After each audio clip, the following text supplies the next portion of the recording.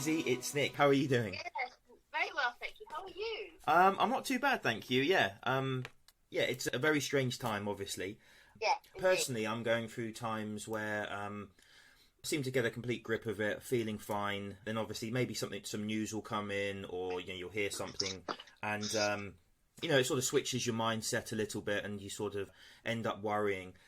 Obviously, a lot of people are in that situation at the moment, which is why I'm really happy to have you on here. So thanks for coming on today. Oh, no, pleasure. I've been doing lots of conversations, obviously, the last couple of weeks or 3 weeks, and I did a Eventbrite event yesterday. My first, I had the courage to do that yesterday. Oh, great. My first Eventbrite, talking about how to stay controlled in an uncontrollable environment. And I think, and one thing I do say to people, just be really careful of how much news you watch, because it can completely wreck your mindset. I mean, my husband was just watching it just now, and I just turn it off. It was it was just gloom and doom, and people whose relatives are dying and they can't see them, and we know this stuff. We don't need to keep reminding ourselves what's going on. So, and I tell everybody, take your phone, take your whatever it is off your phone, and elect when you actively decide to watch it. So that you decide to watch, for example, the 6 o'clock news, because that's when they've had all the Cobra briefings and so forth. Oh, okay. So that that's when you're going to get the most up-to-date stuff. Yeah. Because otherwise it can just constantly drip-feed your mind with negativity, which is not what you need right now. You need absolutely the opposite. Yeah, that's really great advice, actually. Obviously, people do have to be mindful about how much social media they do, that they use. But in these sort of crisis moments, you do find yourself completely just locked to it, and just waiting for the next update. So so you think just maybe once or twice a day. Yeah. I mean, certainly I think works best. Avoid it in the morning. I mean, if you want to, it can be, if you're having your breakfast and then you can have a quick see what the headlines are or whatever. Yeah. But I think certainly not first thing in the morning, the moment you wake up, and certainly not before you go to bed. Right. Because at the end of the day, that's going to fill your mind with potentially negativity. And I'm not underestimating any stretch the seriousness of this. When the statistics come up, how many deaths of COVID are coming out each day, and I know it's horrendous, but what they're not saying is how many of those people had COVID as a secondary issue, not a primary issue. Yes, yeah. So we're not getting true statistics, and I'm not saying, as I say, I'm not underestimating the seriousness in any stretch. But if somebody's had collapsed with cancer, poor thing, and they happen to get COVID because their immunity is so compromised, that will come as a COVID statistic, which is absolutely right. It is a COVID statistic, but not necessarily the whole primary reason. Yeah. They're dying with COVID rather than of it. Yes, exactly. Yeah. So, I think there's all sorts. We can have a further conversation afterwards, but certainly all sorts of things to help you when you're feeling those low moments. But from my, I guess, or you'll probably ask me, from my deployed experience, I know what it's like. Your mindset's going up and down all the time. It's like in a, 1 minute you're in the Bay of Biscay, the next minute you think, oh, it's okay, I've gone back to the Caribbean. Oh no, I'm back in the Bay of Biscay again. Yes. And it's learning to ride those waves and realise we are in an extraordinary situation right now. And for most people, they've never experienced anything like this before. Well, none of us have experienced anything like this before, ever. I suppose I feel quite blessed in the fact, because I've deployed quite a lot, I've learned that sort of how to manage your mindset, I guess. Yeah, that was why it was so fascinating when I read your post, and then I had a look on your LinkedIn. Just to give people some perspective here, you were a nurse in the army for 25 years, weren't you? Yes, yeah. So I guess, obviously, that's at home and abroad. Could you sort of give me a little bit of insight about what that's like and how that sort of made you some fortitude?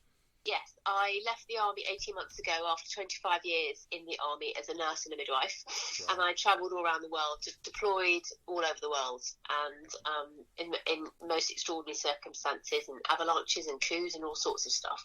But also the other thing is I'm so passionate about it, I completed a PhD in psychological wellbeing, and I was senior lecturer before my last post in resilience and wellbeing and ethical decision making. So I'm really passionate about supporting people, and now I'm a coach and got my own business. So Yeah. I'm absolutely passionate about helping people be the best they can be. But I think what was interesting, you asked me about my career. I think what I didn't realise, I've always been really passionate about helping people. And now looking back on all the bits I did in my career, the theme actually is been giving people a voice, because clearly when people are vulnerable, whether they're sick or whether they're having a baby, that is when you're very vulnerable. When I deployed, we were in humanitarian areas, we were dealing with very sick, injured people, that clearly they're extremely vulnerable. But I think also I got involved in training in various countries around the world in health effectiveness as well, and I was the global head of nursing for the International Committee of Military Medicine, which is an organisation globally with military medical personnel.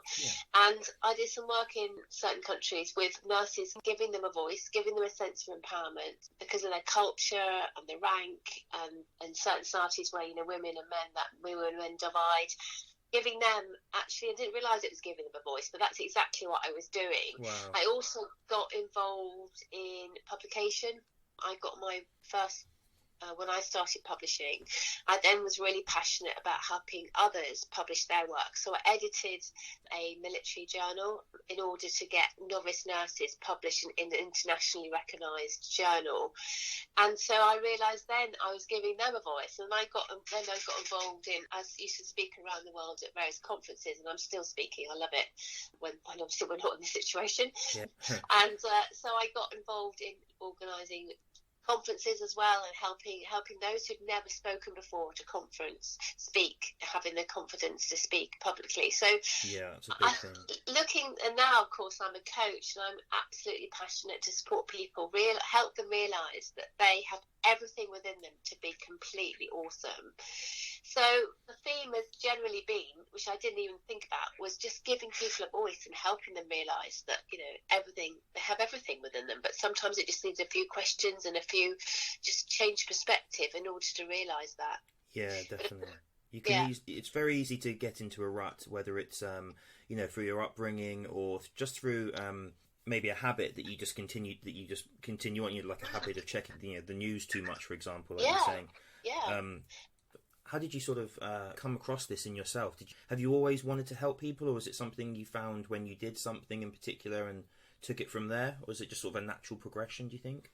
Yeah, no, I think it was, my mother was a nurse, so I've sort of been brought up in that kind of giving to others, and my mother was always giving to people. She was in our village at home. She was sort of the village. She was known as the village nurse. Anybody would ring her up if they had a problem, and she'd go and sort them out. Yeah. So I was sort of brought up in that environment. My father was in the army as well, and he'd had 2 brothers killed.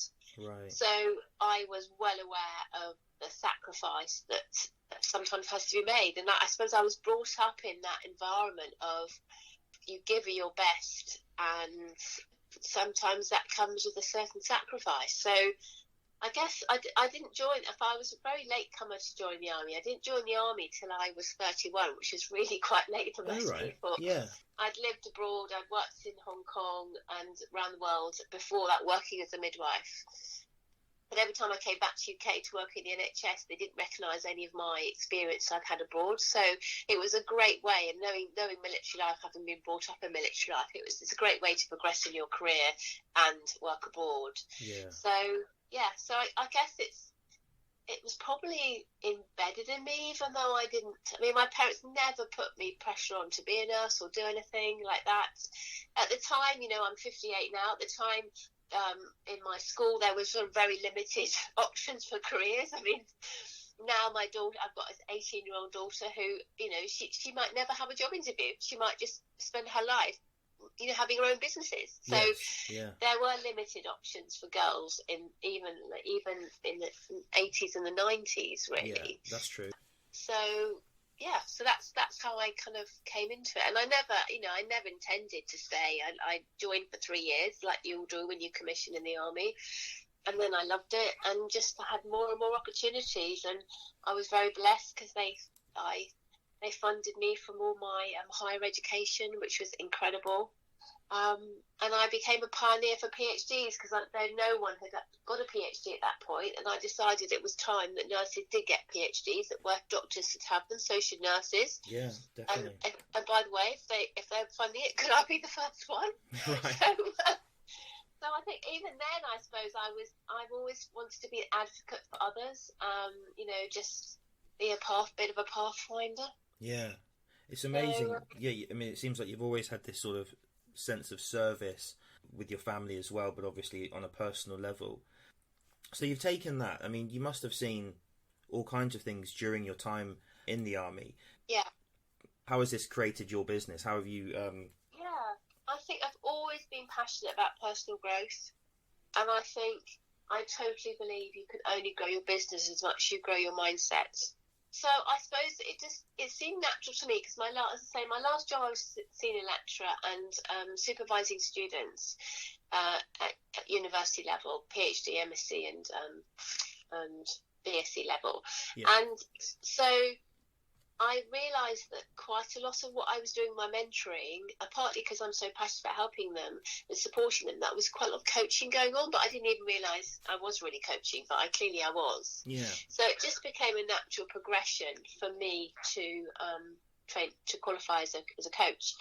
And I just wanted to, I suppose because I'd spent so long in a hierarchical organisation, I just wanted to sort of prove that I could do something for myself without that hierarchical organisation, really. Yeah. So it just seemed natural that I just wanted to work for myself and just set up my own business. That's great.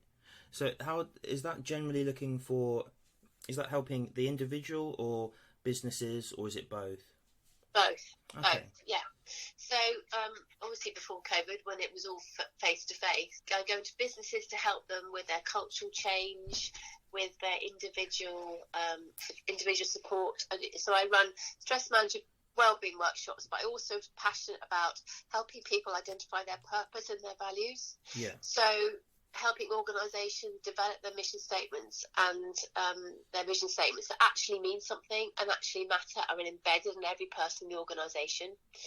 Because my mission is to help, and most organisations are getting so much better at this, but my mission is that you have to work from the why out, and the how and the what will work itself out if you've got the why right. Okay. Whereas a lot of organisations work the other way around.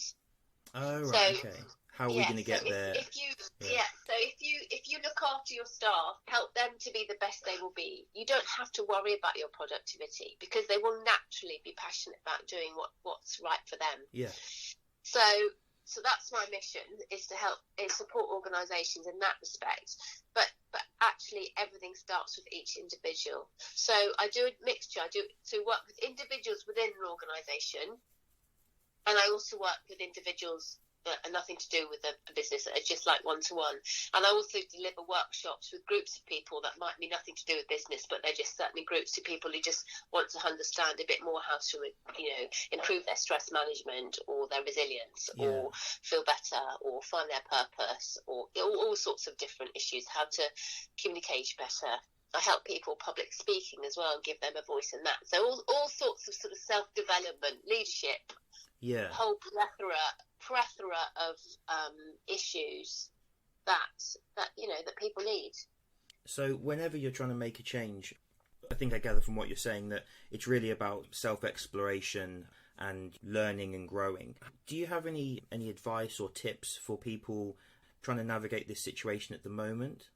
Yes, absolutely. I think the most important thing is to develop a routine. That's the first thing. And I think, now we're in the third week of lockdown, I'm sure hopefully most people have developed some sort of a routine. Yeah. I think we're in extraordinary, unprecedented circumstances with so many factors, from fear of getting really sick to suddenly families being put together. Christmas is often a challenge, and now we've got it for we don't know how long. Yes.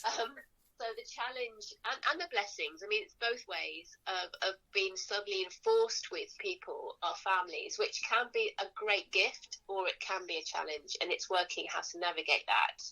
But it's helping in setting a routine, setting boundaries, and particularly if suddenly you find not only are you working from home, but you've got homeschooling to do and navigating, even if it's just the Wi-Fi, because the Wi-Fi is just not geared to having everybody at home at once. Yeah, a lot of people have been, definitely. Yeah.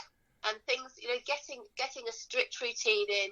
So, for example, you get up at a normal time, you get dressed, and if you're working from home, get dressed in clothes that you go to work in. I'm not saying you have to wear your three-piece suit, but just separating. It's working out how to do your boundaries. Now, if you've got you need to have a designated workspace.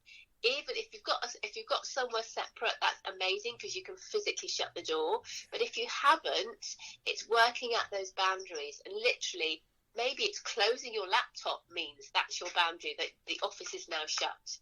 But it's helping develop those boundaries and negotiating with the rest of your family who's doing what, and having a big calendar where everybody. I mean, if you're by yourself, it's obviously very different, but it's having that set routine and working out from the very basics outwards. The first thing you put in your calendar are the non-negotiables. When you're having breakfast, when you're having lunch, when you're having supper, when you're doing your exercise, those things that are so important, because now we're back to our basic needs. And if you've heard of Maslow's hierarchy of needs, there's various levels you have to go up to, and the top one is self-actualization, where you're absolutely the best you can possibly be. You're living your dream, but that's because you're the best version of yourself. And most of us are way up there. We were really working to go for promotion, or having children, whatever that life was doing for us. Suddenly, COVID arrives, way back to the bottom, where it's absolutely survival of food, air, water, safety. And during scarcity, that is why we have this ridiculous, awful behaviour of hoarding, of buying tins of bully beef you don't even normally eat, loo rolls, all this stuff. And it's because those individuals had such fear from that sense of scarcity. That's where the bulk buying kicks in. Yeah. How does the fear, as you see this move, do you think that some of the fear has subsided, or does it just change into something else? As in, it seems like the initial panic buying has happened. People seem to have calmed down a little bit in the supermarkets, for example. Yeah. But now the current situation is, how long is the lockdown going to be? Which I think is all pretty much made up by the media, because I think the lockdown's going to be for a long time. I think it's pretty self-obvious. I think it's obvious. I don't know, maybe people have to be told that slowly for the population to sort of agree with it. But I mean, I think in my mind, a couple of months, I would imagine, maybe some limitations. But so are we in a different phase now, do you think? Or do you just sort of go back and forth and sort of have to deal with that, through, as you say, like a schedule and some kind of discipline?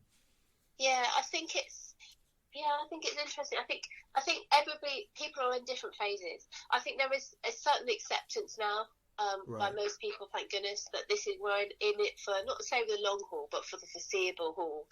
And I think that things take a while to settle down. I think it takes time. I think the first week everybody was in complete utter shock. Yeah. The second week it was, how can we do this, working into, get into a routine. And now this week there's becoming a bit more of an acceptance. Oh my goodness, we might be in this for a while, so how we can make the best of it. So I think it's gaining that sense of control, and the other thing I think is really vital is that we focus on the things we can control and let go of the things we can't. We have no control how long this is going to be going on for, but what we can control is how we're dealing with day to day. And this is what's interesting on deployment, because when you're on deployment, you are literally working from minute to hour, and hours make days, because you have no idea what's going to happen in the next, literally, might be the next 10 minutes, might be the next hour, might be the next 2 hours, whatever. So you learn the skill of just letting go of what the future is to a certain extent. Yeah. I mean, you can plan for the future, because you can waste so much emotional energy. Well, how long is this going to be in for? We're going to be in for a month, 2 months, 3 months, 4 months. You can waste so much emotional energy on that. So bring it back, let go, if you can, of that stuff you have no control over and focus on the here and now. What you're having for your breakfast, what you're going to achieve today. And I think it's vital that people have a goal for each day. Right. Now, it might be a goal like I'm going to go running around the block, and I don't normally, or I'm going to walk for around the block, because obviously we can go out for exercise once a day. And I would encourage everybody to absolutely capitalise on that right now, because it's really important to get into the fresh air. And now we've got lovely weather, hopefully, to get into the fresh air, because that is really good for your mindset. Obviously, by the social distancing. And I think I went for a run this morning, and I think everybody, certainly where I live, everybody's been really considerate now. I mean, I only saw 3 people on my run anyway. Right, but even those 3 people, all of us I just crossed the road to give them a berth, and if they saw me first, then they'd cross the road before me, so that we were really considerate about the social distancing. And I think the biggest tip I would give everybody is, when you're feeling in those low moments, when you're feeling anxious, have a think about what you can do for someone else. Because as soon as you start thinking of others, that takes you away from yourself. But also developing that sense of gratitude. That would be my biggest tip, is having gratitude. Because when you're in gratitude, you cannot feel fear and anxiety. So it's learning those little things each day that before we would feel completely taken for granted. So having a warm shower with some nice shower gel, having a delicious cup of coffee, whatever it is that before we would just take for granted, start noticing those little things. That's such a huge point. Actually make our day better. Yes, definitely. I 100% agree with that, and I think it's definitely worth reiterating, because maybe 10 years ago, I wasn't really particularly happy in my job.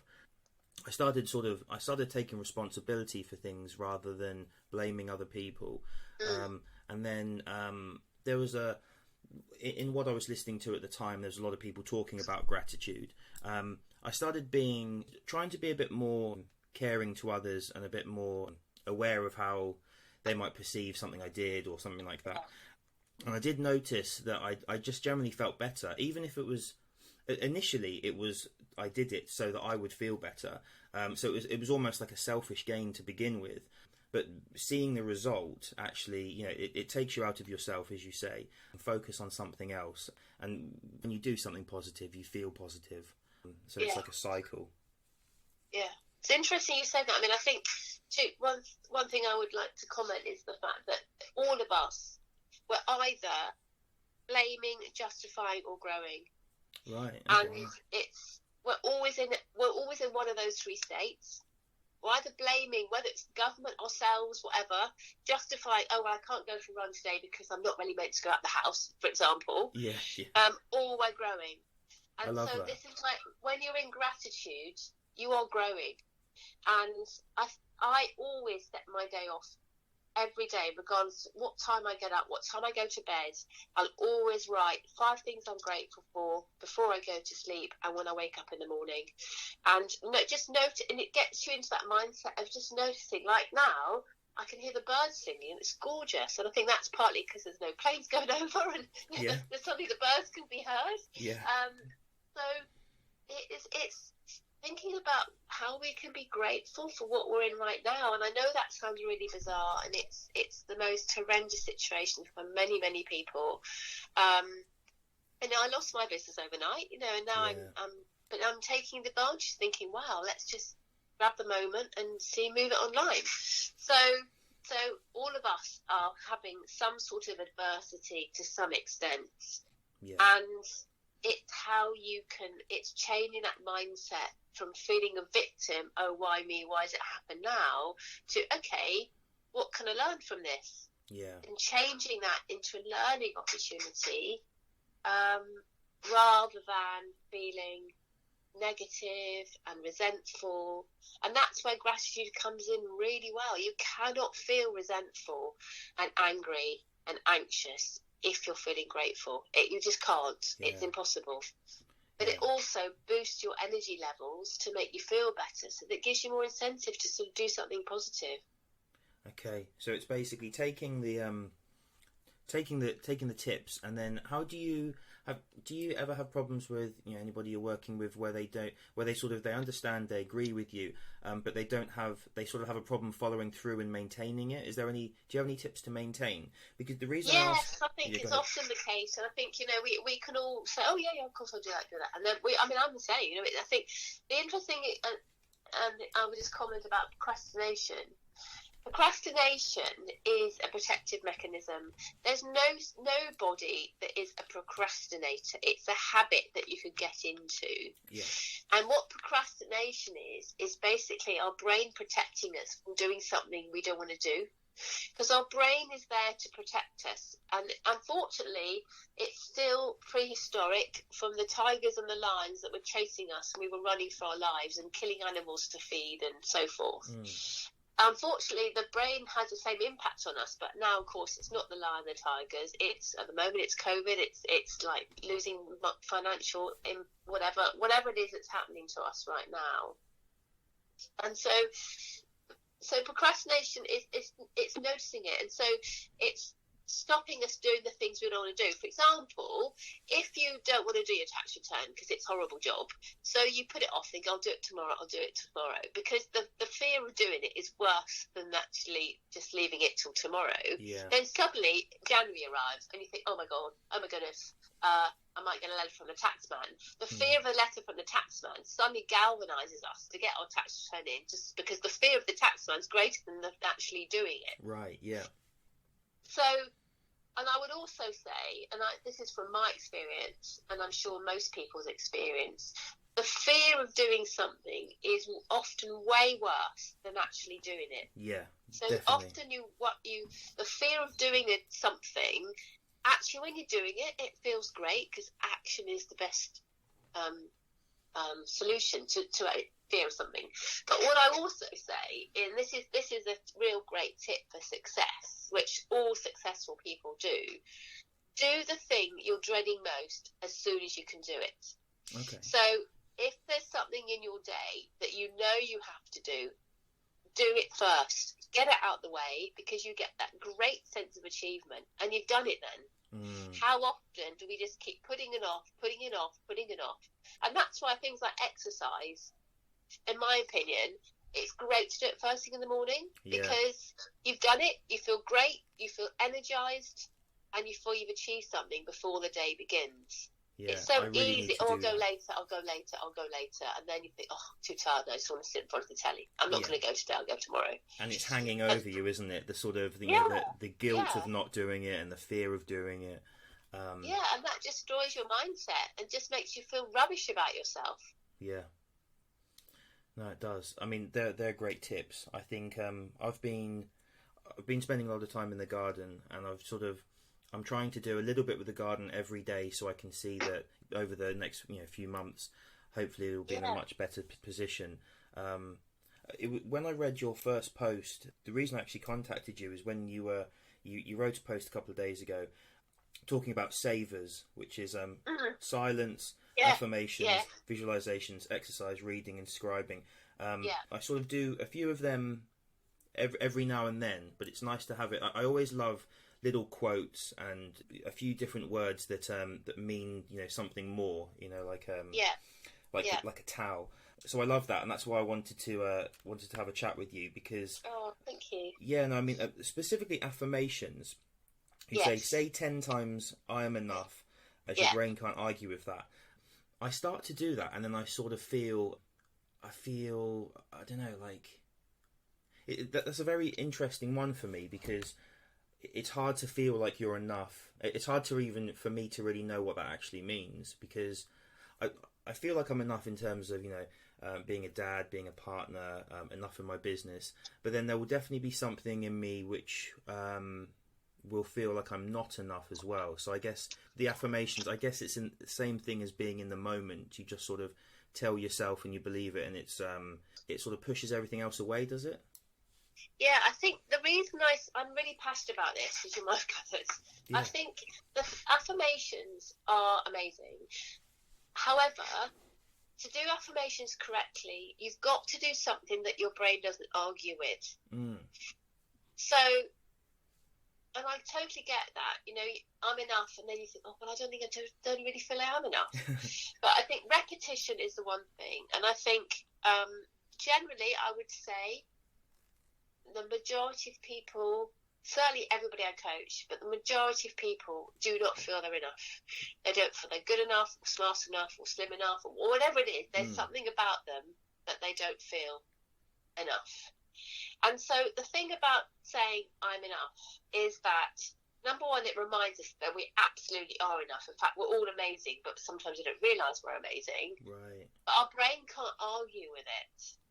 So I call them kind of mantras rather than affirmations. I think because I think affirmations, sometimes affirmations, you have to have something about the future, how you want to be, but not something you've got already. So like, I am bold, I'm courageous, I'm brave. We are all called bold, courageous and brave. We might not be to the extent we wish we were, but we all have that within us. Yeah. If you say, if I say I'm a multi-millionaire driving my Ferrari with a multi-million-pound business, and then your brain says, no, you're not. You've got a clapped-out course, so you haven't got any money in your bank account, and it ain't. I'm sorry, you're not awesome after all. And so true. So that's why there's sometimes affirmations. We need affirmations to help us and empower us, and help us realise actually I am enough. Yeah, I'm enough. And so I literally have it on my mirror. I literally have it with lipstick on my mirror in my bathroom. And I've got on my daughter's one, and I've got it around the house. Yeah. So that we see it. We're around the house, we see it. Because I am. And I have it on alerts on my phone. Wow. And that's what I tell everybody. You know, you can even have it as your password for your laptop. Obviously not I'm enough, because that's so easily to hack. But, you know, you the O's isn't it 0, or, you know, you just sort of make squiggles and whatever it is within it. Yeah. So it's like a secure password.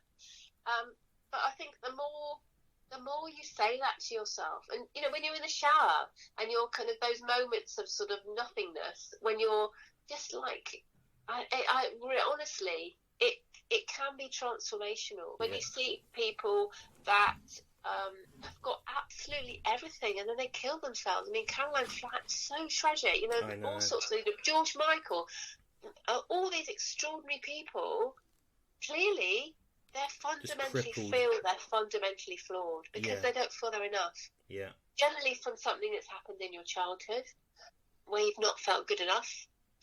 And so it's just a very simple thing, very simple. You could have pages and pages and pages of affirmations, which mean anything. So if you just had one affirmation, I would suggest it, I am enough. And shout it out. And that sounds bizarre, but literally shout it out. When you're in the car, shout it out. When you're cleaning your teeth. I think I will, actually. I'm going to hold on to I am enough, and I'm going to try, because you're not going to ever feel like you are enough if you don't say you're enough, feel like you're enough. So it's definitely a positive step. And I think what just as you were saying that, I was sort of repeating it in my mind, and you're right. You do instantly feel less self-doubt and just the negative thoughts that you can allow to creep over, because I think when you're depressed, it feels like the negative side of life is more true and real, you know, like death, darkness, despair, they feel like more real to you at the time. So I guess it's it's a sense of taking it back to something positive and making that feel real, because that's obviously the best way for you to actually process things anyway. You might as well be in a more positive state. Yeah, and it's repetition. And actually, they've done all sorts of MRI scans on brains, and they can tell, neuroscientists can actually tell if you're a happy person or not, because simply because of the brainwaves going through your brain. So the more you can say it, the better. And, you know, I've been there. You know, I had moments of when I was depressed and so forth, and I didn't know about this stuff. And I thought, oh my God, you know, if I'd known about this stuff then, it would have eased the depression so quickly. And I think it's just tragic when you see individuals really suffering when there's something quite simple I'm not saying it's easy. There's often simple things that are not always easy. And when you're not feeling great about yourself, it just doesn't feel right to say, I'm enough. But it's a simple thing and it is, as you say, it's repetition, because the first time you say, I'm enough, you think, oh, I'm not enough at all. And you come, all that self-doubt comes in. Literally, by the 10th time you said it to yourself, you think, oh, yeah, I should I'm pretty okay, actually. I'm enough. Yeah. Absolutely, I'm enough. I'm going to have a great day. Yeah, let's do this. No, it's brilliant. I think it's that's a really great tip. I mean, obviously you've said lots of really interesting things, but I'll definitely take that away for sure, and I'll definitely give that a go. Yeah, and let me know how you get on, because I think obviously these things take a while. Don't expect it to happen instantaneously, because often we've got years and years and years and years of embedded sort of, not negativity within us, but, you know, when people have put us down and we've believed that they were not good enough and that kind of thing.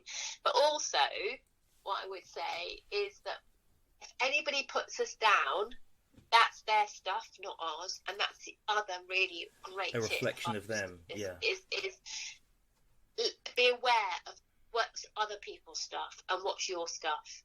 So if anybody puts you down, generally they're reflecting on something they don't like about themselves, and sometimes, unfortunately, individuals aim to get better about themselves by putting other people down. Yeah, it's very common. Yeah, definitely. Yeah. So notice it and see, you know, I think, and the other way to get your affirmations is anything you don't like about yourself, write it down, and then, or anything you don't like about somebody else, write that down. If you don't, certain attributes you don't like about someone else, because generally that reflects something you don't like about yourself, and then you put in front of it, I am. So if you look at somebody who aspire to be, and you think, why do I aspire? Oh, because they're so confident. That's generally because you don't feel confident. And then an affirmation could be, I am confident. Yeah. Okay. Yeah, that's good. I like that. So it's just rewiring it. I guess by doing that, you really get to have a look at yourself as well. Because, as you said earlier, I mean, what were the stages? There was one which was blaming others. One was justifying. Yeah, it's blaming, justifying, or growing. Yeah. It's not to look at yourself. Oh, I don't want to look at myself today. I don't feel I'm, you know. But the more that you learn to accept yourself, the better life can be. And, you know, as I can only say from experience, you know, I've been in really dark moments where, so I'm not just doing this from, oh, this is a great idea, I'm going to tell everybody. I'm doing it with passion, because I have been in those dark places, and it's worked for me. And if only I knew this stuff before. I just want people to know this stuff so that actually it can short circuit any pain that they're in. Yeah, no, it's great. It's really, I mean, it's such a valuable thing to hear. And I hope our listeners get a lot from it too, because I mean, really valuable insight, and very real world use as well. So yeah, and particularly at the moment, we need it more than ever. Yes. So do what it takes, and this is where this is also a great opportunity for those that have got more time on their hands. I mean, I seem to be busier than ever, which is great. I mean, I'm just doing so much for free right now, because I just want to help as many people as I can. But if you have got more time on your hands because you've been furloughed or whatever, this is a great opportunity. We'll never get this opportunity again, to either, whether it's clearing the clutter in your house or taking. I've got a colleague who's just decided to learn the piano. She's always wanted to learn the piano, or you know, do jigsaw, anything that actually think, oh my goodness, you know, get a sewing machine and start making some, or whatever it is. Yeah. This is an amazing opportunity to. Creativity is so important. That's probably why you love your garden. Yeah. Like, you know, I used to think, oh, I've no time for creativity. I've got a job, you know, and so much ego going on. So true.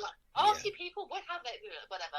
And now I'm thinking, oh my God, actually, I really realise that what gives you joy. Now, if gardening gives you joy, amazing, because that gives you that sense of achievement. Actually, that is because it's boosting your creativity. even if it's planting a plant pot or whatever it is, or mowing the lawn or whatever it is, that is creating, that's boosting your creativity, and we all absolutely need some creativity in our life, which is why people enjoy cooking, and that's why people are doing lots of baking right now, because again, you're creating something that's lovely to eat. Yes, yeah, and you're right. I think I've had musical goals, and I've always, especially since I started my business, I just had no time to play the guitar or play the keyboard. But I think I'm going to bring the keyboard downstairs and just have absolutely do it. Yeah, I do love it. I absolutely love music. But again, that was something where self-doubt stopped me doing it. I felt I'd write something, think, I really feel that, and then I'd read it again, I'd feel really cringy about it and be like, oh god, anyone listening to that would think it was terrible. And those mindsets are terrible. So, as you say, live in the moment, and tell yourself you are enough, and do something creative. I do half of it, so I'm trying to get Yeah, I think we need to go back to being little children again. And I think children, when they're 3 and 4, they don't have that self-doubt. You see them, and then the other thing, our emotions are exactly the same whether they're anxious or excited. Little children, when they're doing their Christmas plays or whatever, they're just so excited. They've got the same feelings of like wobbly tummies and sort of like that adrenaline, but they're just interpreting it as excitement. Because they don't have that fear of not being good enough, or somebody's going to think they're stupid or anything like that. And unfortunately, I don't know, when we get to 5 or whatever it is, when we get to school, all that self-doubt kicks in. Oh, I'm not good enough. Oh no, I best not give it a go because I might fail. All this stuff, children just don't, just not on their radar. Yeah. And babies are full of confidence. They don't lie in their cot thinking, oh, don't look at me, I've got really fat legs and I've got a really bad hair day. And when they innately feel they matter. If they want something, they'll cry. And if they don't want it, they'll smile. They never occur to them, oh dear, this is a bad day, I best not ask for this, or no, I don't want to trouble anybody today. Yeah. And something kicks in, because it's that survival. It's before they have that risk of confidence or anything. They're just babies, and if you watch a baby, it's fascinating, because they flit second by second from emotions. One minute they're crying, the next minute they're laughing, the next minute they're smiling. They just literally flit. Yeah. Moment by moment, because they're absolutely in the moment all the time. Moment. Yeah. No, I mean, it's a brilliant takeaway. Thank you so much for speaking to me today. Oh no, it's a pleasure and a joy, and thank you so much, Nick. I mean, I just love, it's been a real honour and pleasure to speak, because I just want to share, and so thank you for giving me this opportunity. It's no problem at all. Share some tips. Yeah, definitely. How can people get hold of you? I'll send this to you later on, and I'll put links in the description. Obviously, there's Dr. Lizzy Bernthal on LinkedIn. Yes, yeah. And what's your website? Is it? But I'm in the process of changing my website. It's still there, but it's not great right now. But it's RY Potential. Yep. My email is Lizzy, LIZZY, @ rypotential.co.uk, which is my business, Release Your Potential. And then my mobile is 07905 584 218. Lovely. And I'm on Facebook as well. That's so Lizzy great. Bernthal on Facebook or LinkedIn, and then those are my contact details. That's great. I'll link all of these in the description. But I mean, once again, thank you so much today. It's been really enlightening for me. That's brilliant. Pleasure. And here to support anybody. I'm just so passionate of helping people realise they've got absolutely everything inside them to be totally awesome and live their best life. That's great. No, I really mean that. It's not like, oh, that sounds all so pie in the sky. But no, I can really honestly, tell. Obviously, from I can tell definitely. Yeah, great. Thank you so much. Thank you so much. Have a great day, Lizzy. I'll speak to you soon. Take care. Thank you. Bye now.